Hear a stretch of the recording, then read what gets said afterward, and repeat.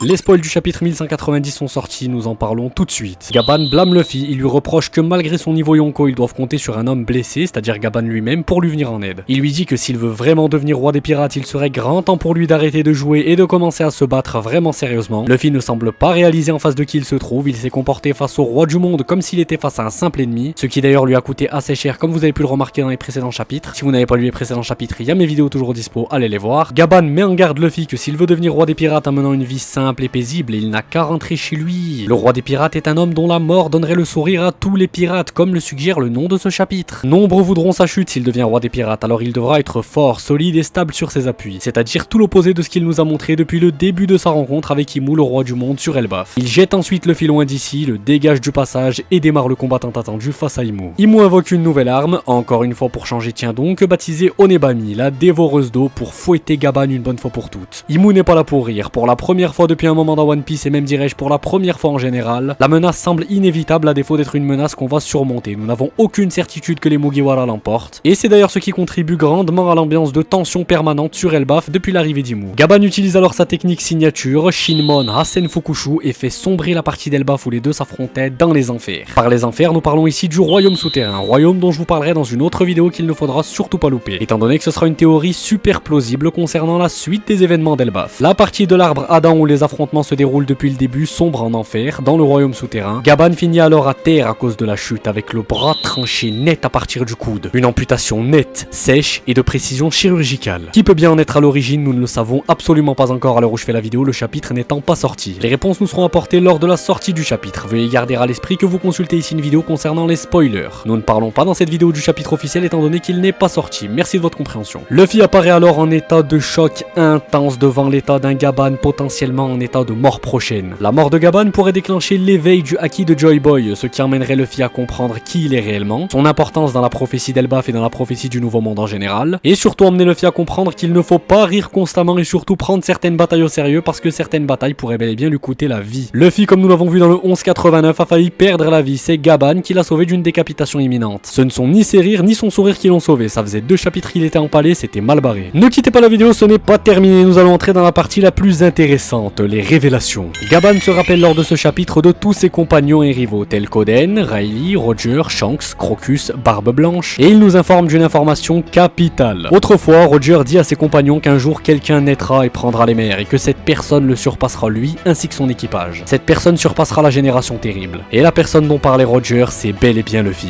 Luffy est bel et bien l'homme destiné à devenir roi des pirates. Son éveil final arrive, Joy Boy pourrait reprendre potentiellement du service très prochainement, la fin d'Elbaf arrive à grands pas, et avec la fin d'Elbaf, l'enchaînement direct vers Laugh Tale. Avant la fin d'Elbaf et l'enchaînement avec Laugh Tale, de grandes révélations devraient tomber sur le siècle oublié ainsi que sur Joy Boy et sur Nika. Tous les points devraient se relier très prochainement et la conclusion de One Piece devrait arriver à grands pas, ce qui, si vous voulez mon avis, n'est pas une mauvaise chose du tout. Ça fait plus de 15 ans que je regarde One Piece assidûment, je me suis mis à lire le manga et les scans très récemment, et tout ce que j'attends aujourd'hui c'est la conclusion de cette œuvre. C'est l'œuvre de ma vie, comprenez-moi d'attendre la conclusion avec une grande impatience. J'espère cependant qu'Oda ne rushera pas la fin et ne manquera pas de nous donner certaines justifications et certaines explications, parce que pour un mangaka la chose la plus toxique possible c'est sa communauté. Il y a juste à voir tous ceux qui se plaignent lorsqu'Eiichiro Oda prend des pauses alors que ce génie n'a pris qu'une dizaine de pauses en 25 ans d'œuvre, sûrement un peu plus mais c'est pas grave, cette partie là c'est de la totale impro, il n'y a pas de script. J'en ai rien à foutre, rares sont ceux qui arriveront jusqu'à la fin de cette vidéo, si je me trompe c'est tout à fait mon droit, vous êtes sur ma chaîne. Oui oh, l'éveil final de Luffy arrive, la bataille finale est en cours, Joy Boy pourrait reprendre du service et la fin d'Elbaf approche à très grands pas. Merci à toutes et à tous de votre visionnage et du temps que vous avez accordé à cette vidéo, abonnez-vous